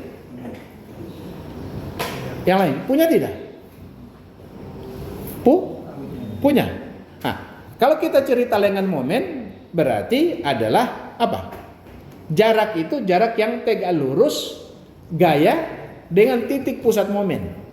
Nah, sekarang kalau kita momen di titik C, kan yang dimaksud jarak itu adalah tegak lurus gayanya ke sini. Yang dimaksud jarak itu yang ini, yang tegak lurus ini. Nah, kalau ini gaya ini kita perpanjang garis kerjanya, berimpit di titik C. Artinya apa? FXA tidak punya lengan momen terhadap C, sehingga FXA kalau kita kasih kali hanya dengan kali 0. Jaraknya 0. Ya, bukan jaraknya A, bukan. Ya, karena namanya momen. Jadi kita boleh perpanjang garis kerja gayanya, maka di sini menjadi jaraknya 0. Sehingga FXA tidak. Nah, jadi yang ada cuma ini sama yang ini. Berarti juga kita belum bisa terpecahkan. Muncul persamaan yang baru. Jadi kalau Anda membayangkan dengan yang ini, karena kita sudah hitung FY sama dengan 0, gak apa-apa. Ini kan variabel 1, 2, persamaan 1. Kita sigma di C, dapat lagi variabel persamaan yang kedua. Maka ini kita eliminasi. Itu artinya kita menyusahkan diri. Supaya tidak susah, pikirannya begini. Supaya kita tidak menyusahkan, kan yang kita mau cari adalah, yang kita ingin cari adalah FYA, FYB, karena FXA sudah tahu. Ya, sigma FX sudah dapat FXA. Kalau kita mau cari ini supaya cuma satu variabel dalam satu persamaan, maka kita matikan salah satunya. Berarti kalau kita hanya ingin FY yang kita mau, kita matikan momen di titik B. Kalau kita momen di titik B, maka FYB tidak punya jarak. Akhirnya bahwa tinggal cuma suatu variabel, maka kalau kita hitung jadi begini.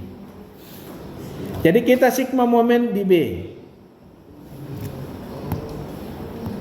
Sigma momen kita di B sama dengan 0. Oke?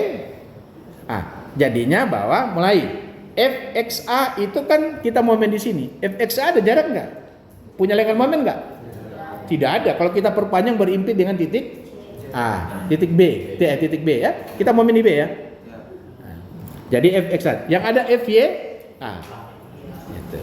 Jadi ada FYA kali jarak. Jaraknya ini ingat, walaupun kita gambar begini, harus dipahami bahwa ini tegak lurus, ya. Harus dipahami ini tegak lurus terhadap garis ini. Ini FYA ya. Harus dianggap itu tegak lurus, bukan miring ya.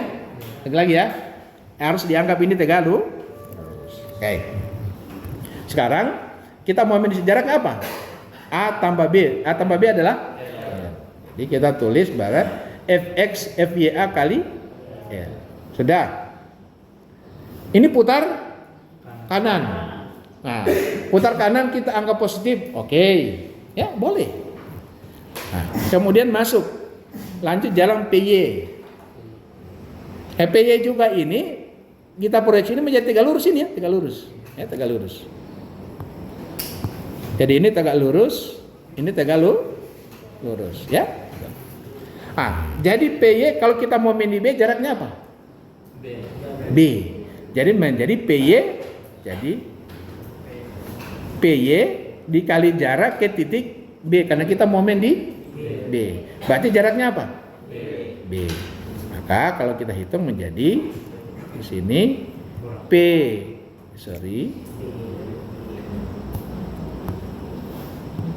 ini adalah PY dikali dengan B.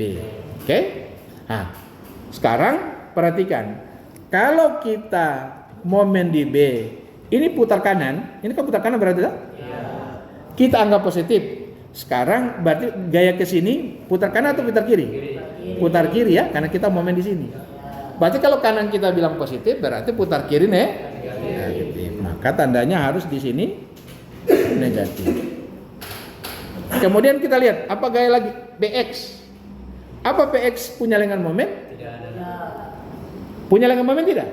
Kita momen di titik B. Tidak Oke. Jadi PX itu tidak perlu dihitung karena kali 0. So habis sama dengan 0. Termasuk kita punya FYB. FYB punya jarak ke titik B enggak? Ada. Enggak ada lenggan momen. Baik. Nah, maka berarti kita bisa langsung di sini FYA dikali L sama dengan PYB, ya. Maka FYA sama dengan PY dikali B bagi dengan L. PY apa? Sama dengan 3/5 P B per L. Itu hasilnya. Kita peroleh positif. Artinya apa? Arah yang kita sudah misalkan di atas itu arahnya sudah benar. Maka ini. Kalau kita pakai diagram Kartesius kita, kalau kita jumlah semua menggunakan persyaratan diagram Kartesius kita, maka positif ini berarti gayanya ke atas. Kalau kita pakai ilmu menghafal dapat positif berarti ke atas. Tapi kalau kita belajar yang benar adalah artinya yang kita misalkan tadi sudah benar. Bahwa kita misalkan dia ke atas, dapatnya positif berarti ke atas. Baru kita lanjut dengan sigma selanjutnya.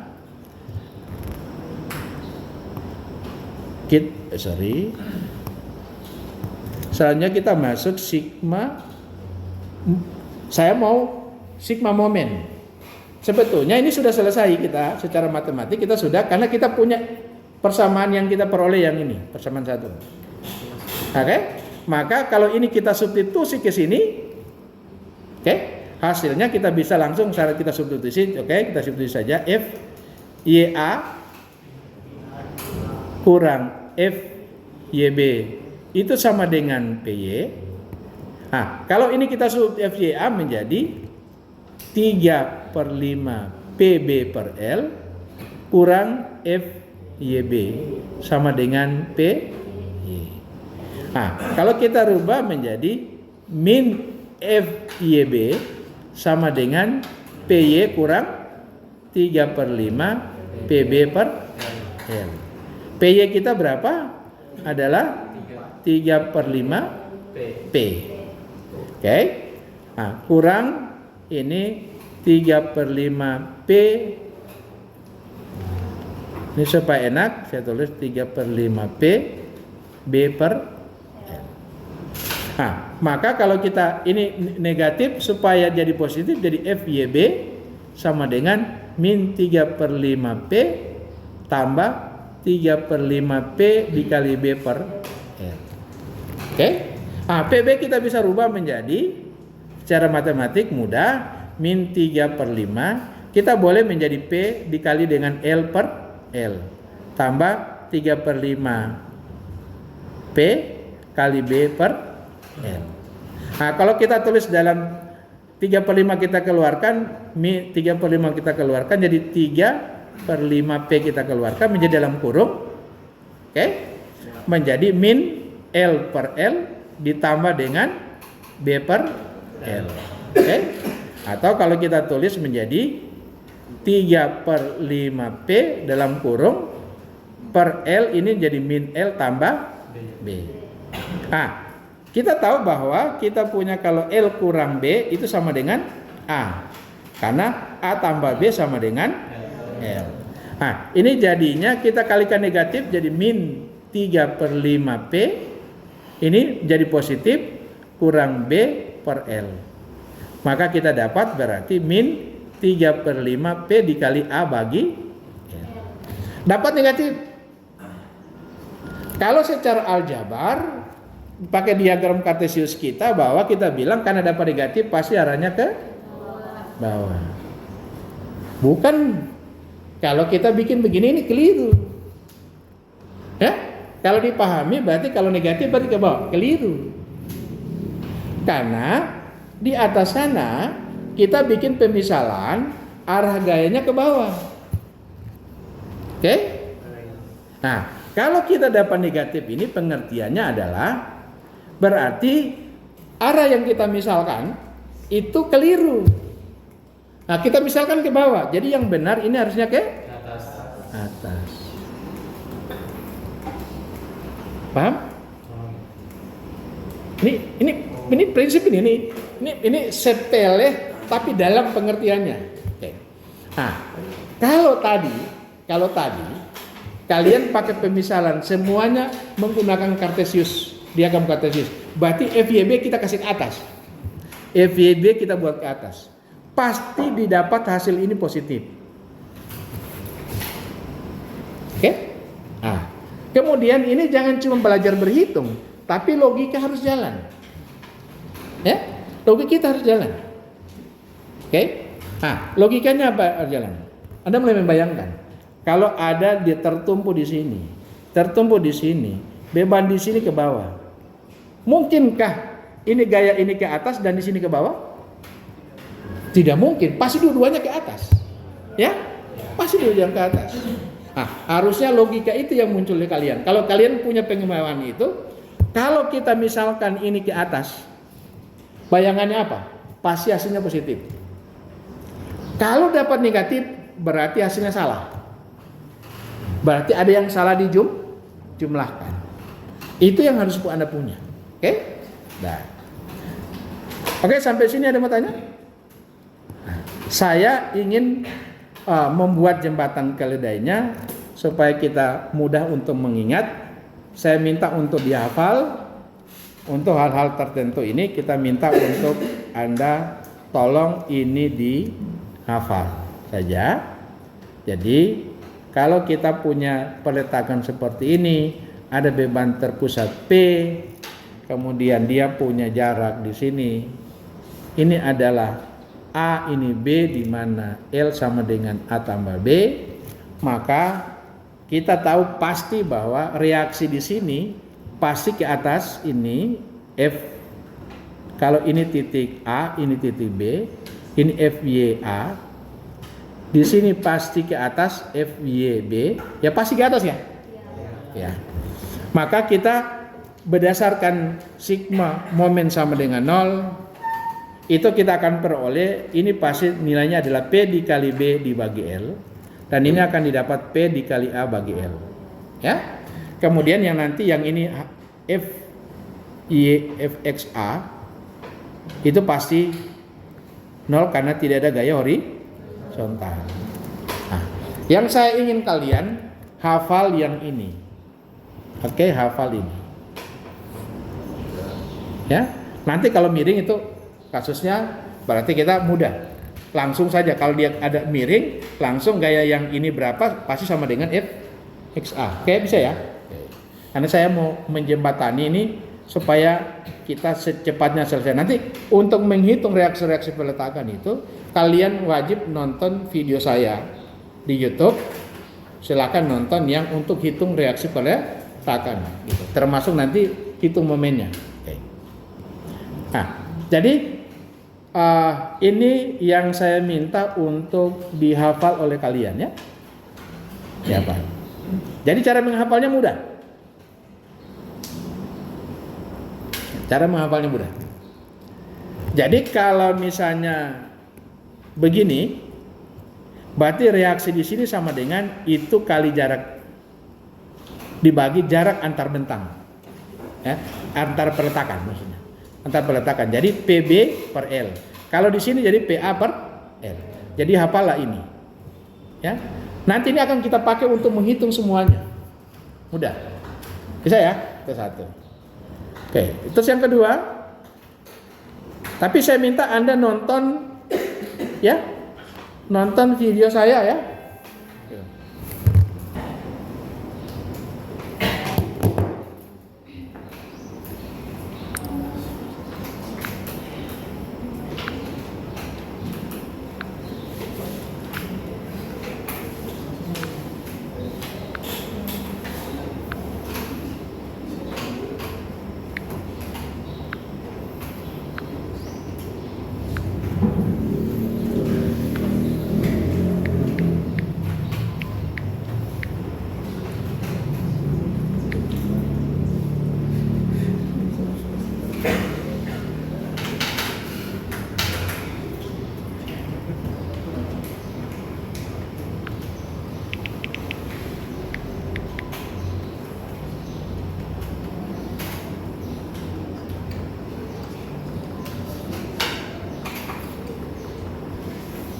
Ada namanya. Oke. Terus lanjut yang berikutnya adalah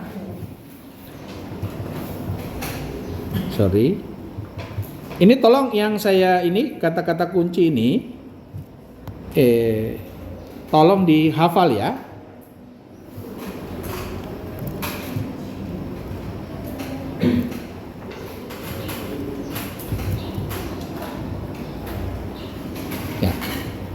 Ini momen.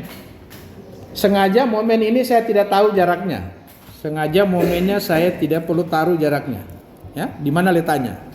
Prinsipnya adalah momennya itu berada di antara A dan B. Oke?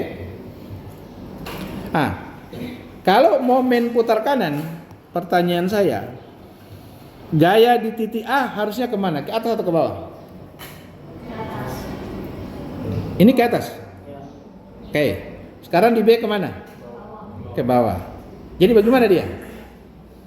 Kalau ini putar begini, gaya di bawah juga putar begitu. Jadi bagaimana? Iya, kita putar begini. Ya? Harusnya tidak begitu. Ya harusnya kalau gaya itu putar begini, maka lawannya putar kiri. Kan prinsipnya seimbang. Ini aksi, ini reaksi. Maka menjadi harusnya yang ini kemana? Ini harusnya ke bawah. Yang ini harusnya ke atas. Kan dia putar kanan, yang ini kan putar kanan, ini putar kanan. Ini putar kanan, ya. Maka harusnya ini ke sini, ini ke sini jadi putar kiri kan? Ini putar kanan, ini menjadi putar kiri. Oke. Maka ini kita punya F YA sama dengan rumusnya ada M bahagi dengan L. F YB sama dengan M dibahagi dengan L. Udah. Dimanapun letaknya, jangankan di situ, letaknya di luar sini.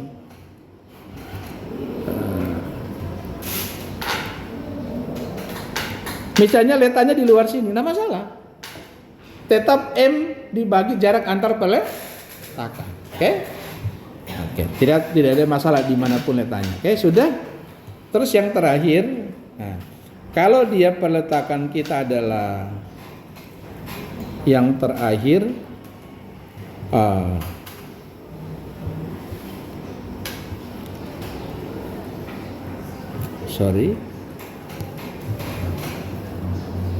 ini yang cantilever, ya.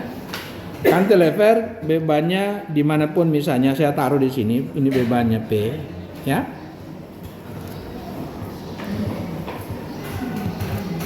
Ini panjang di sini adalah ini misalnya A, ini B, 5A tambah B sama dengan L.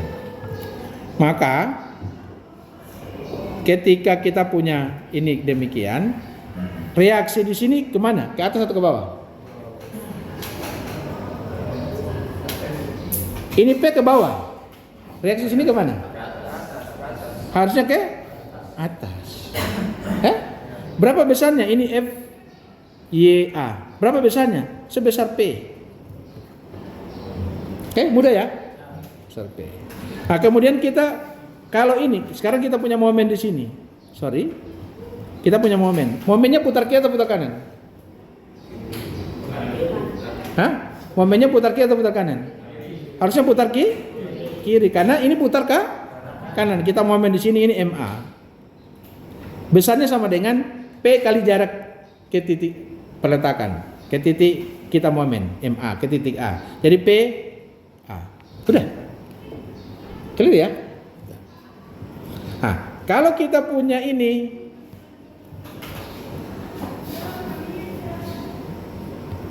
misalnya ini titik A, ini titik B.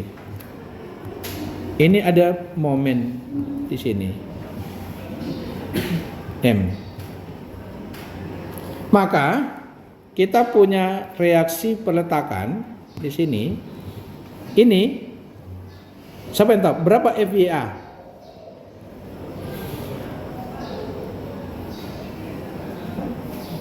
Itu FYA tidak ada sama dengan 0, kan nggak ada gaya vertikal. Kemudian berapa momen kita di sini kemana arahnya? Putarannya kemana? Ke kiri atau ke kanan? Putar kiri, karena ini putar kanan, putar kiri. Maka kita punya momen di A itu sama dengan M. Oke ya? Udah. Yang ini kalian hafal dengan baik. Hanya akan ada perbedaan kalau misalnya kita beri gaya miring begini sini. Maka berarti yang horizontal punya nilai. Dan itu mudah, langsung sebesar gaya ini itu sebesar itu. Kalau dia ada 2 tinggal jumlah, ya, jumlah. Karena menghitung gaya normal sangat mudah. Oke ya? Nanti sambil kita lihat contohnya. Oke. Ini yang saya minta untuk kalian hafal. Nanti ini jam berapa? 9 tinggal 1 menit. Minggu depan kita akan praktekkan ini langsung, tapi saya langsung masuk ke Gerber, ya. Jadi nanti saya masuk ke Gerber. Gerber itu sesungguhnya kalau kita pilah-pilah, itu sebetulnya menjadi yang modelnya antara simple supported seperti ini, sandy roll, atau dia cantilever, overstack seperti yang ini, overstack seperti yang ini. Kemudian atau dia modelnya cantilever. Itu akan modelnya cuma 3 macam itu modelnya. Jadi dia menjadi balok kontinu, tetapi kalau kita pilah-pilah menyelesaikan harus kita pilah-pilah menjadi bentuknya cuma 2 macam, cuma 3. Bentuknya ada jepit bebas atau cantilever. Kemudian satunya adalah simple supported yang mana cuma sandy roll, satu juga sandy roll tapi overstack. Oke. Jadi yang ini disebut overstack, ini yang bukan overstack. Dua-duanya itu adalah perletakan simple, sederhana. Termasuk yang jepit ini, cantilever ini juga dikategorikan perletakan sederhana. Nanti ini tolong dihafal, minggu depan kita akan aplikasikan ini dengan beberapa contoh baru langsung kita masuk.